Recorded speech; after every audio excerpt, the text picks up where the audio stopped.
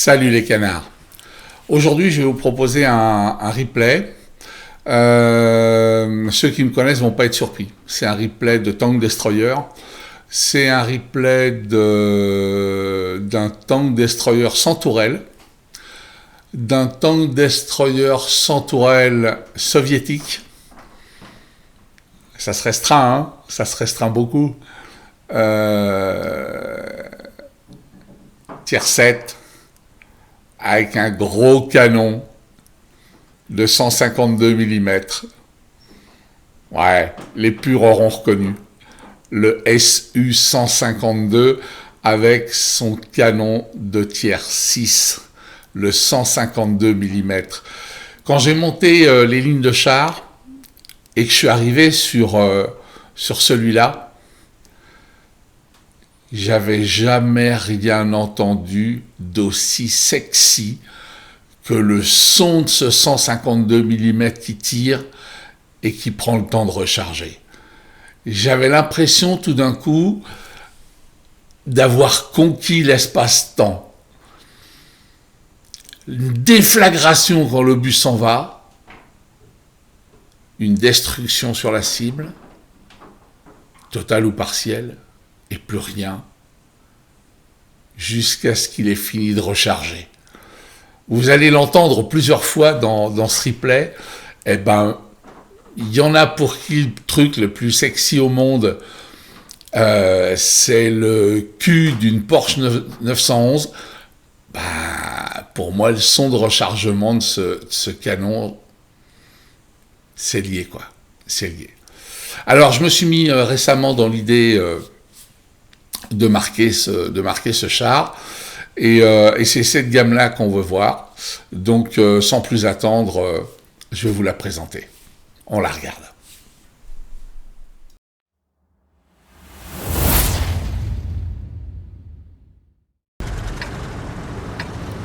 On se retrouve donc sur cette bataille. Je vois que je suis pas top tier, mais enfin on va dire dans les chars qui sont en haut du tableau. J'aime bien sur cette map aller prendre une position en G1. Ça me permet de soutenir le point C1. Je regarde rapidement ce qui se passe au niveau des joueurs. Et là, je suis un peu étonné. Je vois que l'AMX LCNI, le mec s'appelle Quickie Finger, qui, comme chacun sait, est le nom de Quickie Baby. Et ça me pose plein de questions. Mais bon, je vois aussi que j'ai un V430 qui essaye d'aller au même endroit que moi, ce qui me trouble aussi là, parce que le V430 n'a rien à foutre là. Je reviens sur mon Quickie Finger. Qu'est-ce que c'est que ça? Je ne sais pas du tout.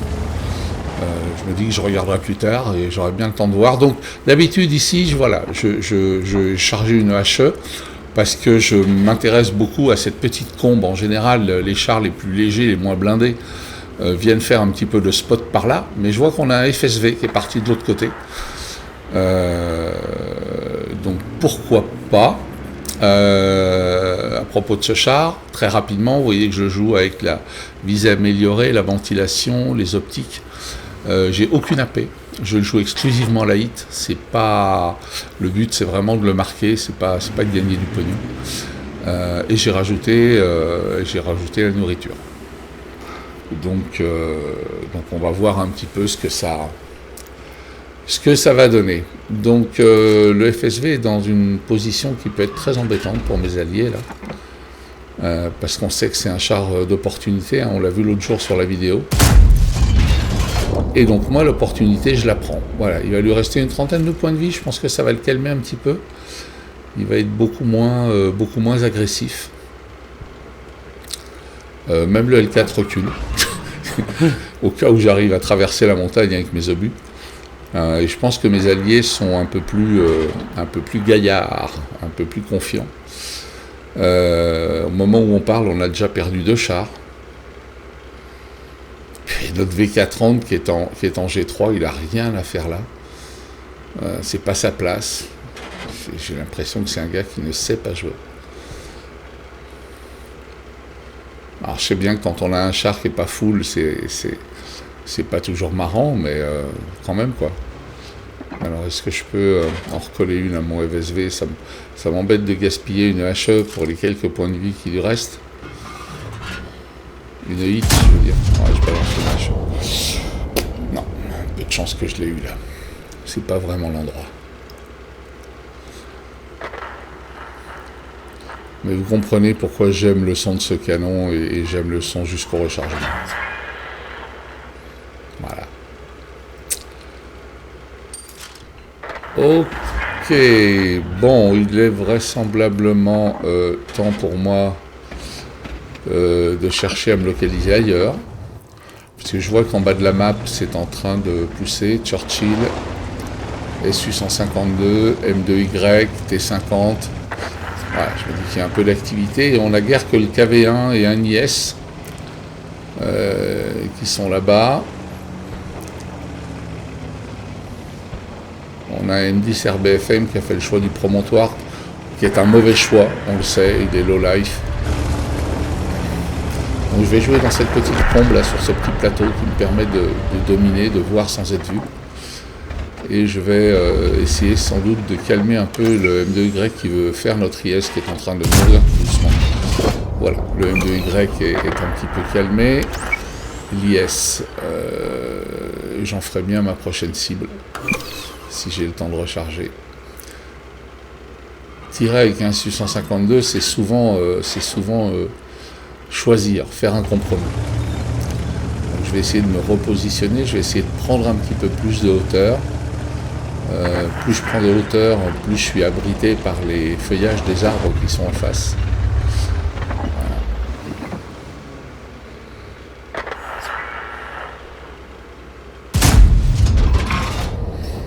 Là, j'ai pas réussi à pénétrer, c'est toujours triste. On a un KV-1 qui est en train de souffrir.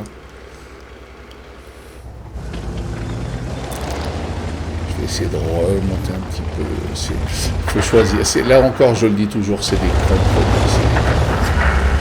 Le Churchill, si je pouvais calmer le Churchill qui n'a pas l'air de bouger.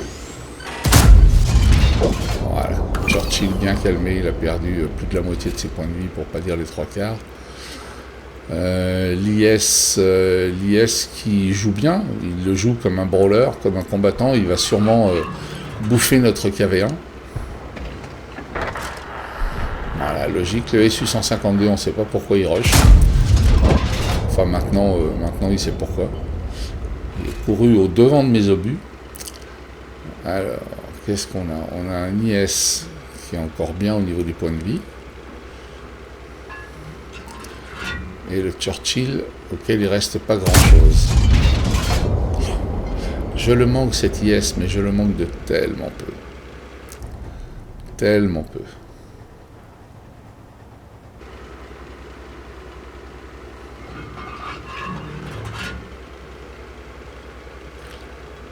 Allez, fais ton erreur. Il y a un moment où tu vas la faire, ton erreur, je le sais.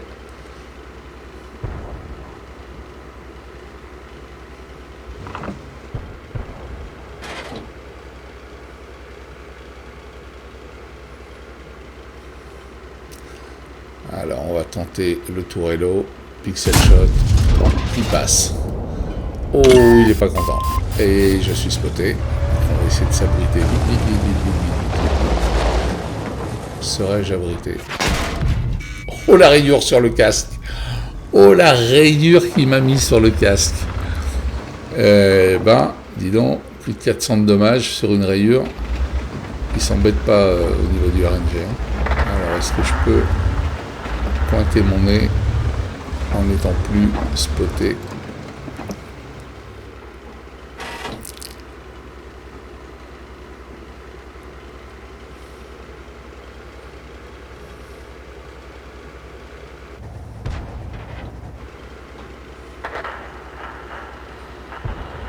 C'est clair.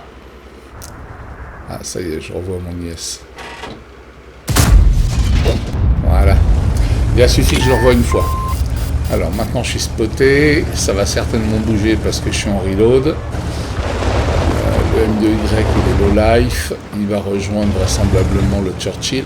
Mais s'ils vont tous par là alors qu'ils sont quand même low life, c'est qu'il y a autre chose. Par contre quoi, j'en ai aucune idée. Il doit y avoir un autre char avec eux. C'est pas Loï, il est là-haut.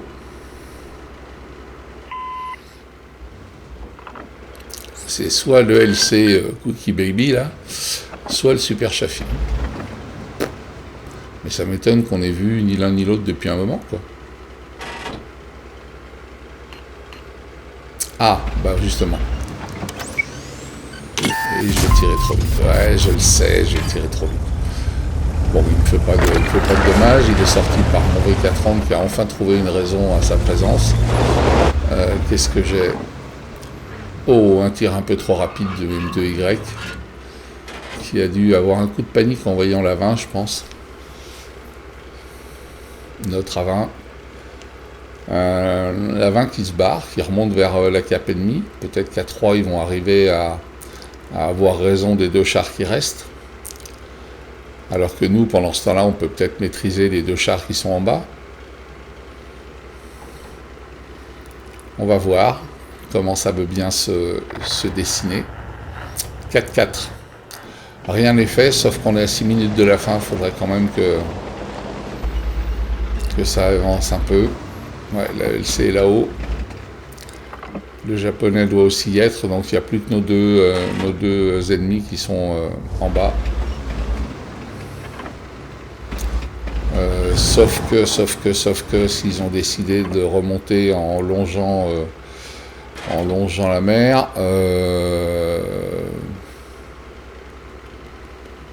on va pas les voir. Qu'est-ce que je sais pour l'instant? Bah, je sais que ma marque elle est bonne, c'est fait. Que je suis à train 1008 et que j'ai sorti 2 chars. Et que j'ai un V430 avec moi qui est accroché comme moule à son rocher. Donc tout ça n'est pas très enthousiasmant. J'aimerais avoir un V430 un peu plus participatif, communicant, mais bon. Moi-même, à ce moment-là, je me pose trop de questions. Ah, le Churchill a changé. Ouais, ben voilà. C'est plan B. Donc au moins, le Churchill est remonté par la mer. Et il est logique que le M2Y en ait fait de même. Ok, ben on peut bouger.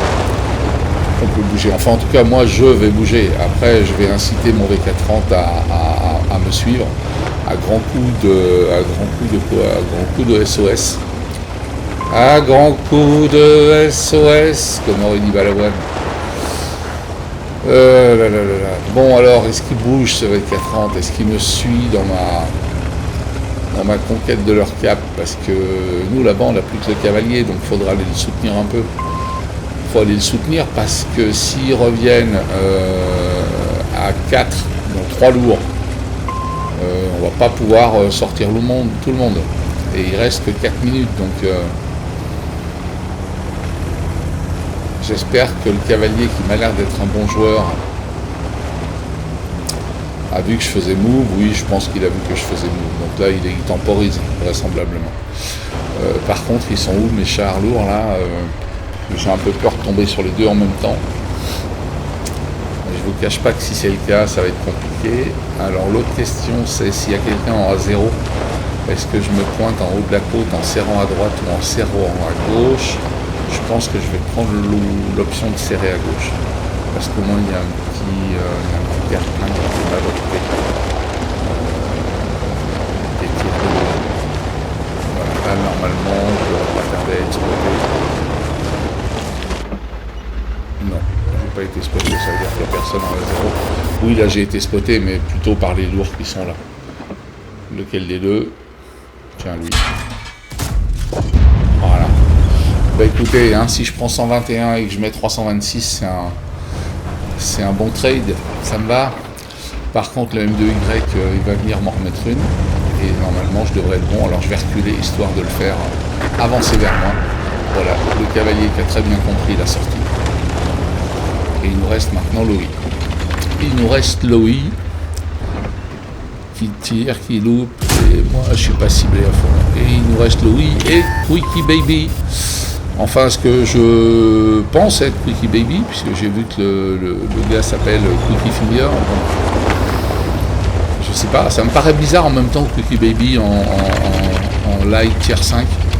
Je comprends pas trop, mais pourquoi pas. Alors, est-ce que j'ai une chance d'avoir un meilleur tir là? On va prendre le temps de viser.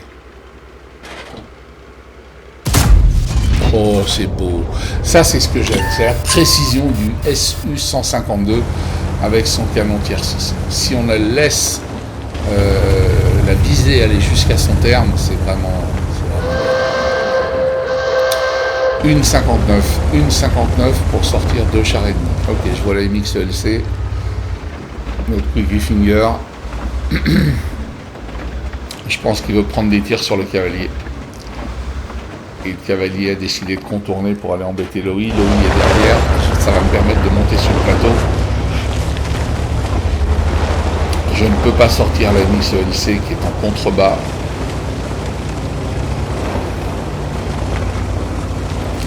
Je croise les doigts pour que le V430 prenne de l'audace. Comprenne à quel point il va être important pour lui de se charger de la MX. Il bouge le V430, il bouge. Le V430 bouge. Peut-être qu'on peut avoir une chance de le voir être plus actif. Loï. Loï, c'est pas que je suis là. Et il ne le saura jamais. Donc il nous reste notre fameux Quickie Fingers. Quickie Fingers à 56 secondes de la fin. S'il ne meurt pas, ça sera une égalité. Donc je vais rentrer dans la cave. Je vais tenter ma chance jusqu'au bout. Peut-être que ça va le faire venir et que du coup je pourrais le sortir. À moins qu'il préfère jouer une égalité. À moins que le V430 tombe dessus. Je ne sais pas. Ça va être 30 secondes très longues. En attendant, je prends des points de cap.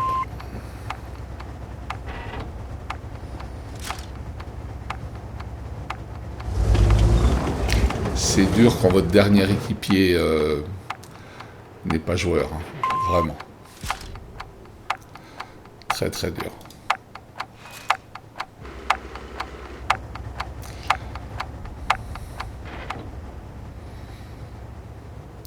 Ce sera une égalité, malheureusement. Alors on va regarder relativement rapidement les résultats. Donc qu'est-ce qu'on a? Eh ben, la marque d'excellence, elle est faite. On a une master, j'ai un gros calibre. On peut pas se plaindre. Dueliste, fighter, tir efficace. Si on regarde en face, ah bah déjà non, alors c'était pas Cookie Baby parce que Cookie Finger, il s'appelle pas Cookie Finger 20. Donc j'ai pas gagné d'argent là-dessus, mais je vous l'ai dit, on cherche pas toujours à gagner de l'argent, je vous l'ai déjà expliqué plusieurs fois. La finalité, c'est juste de s'amuser.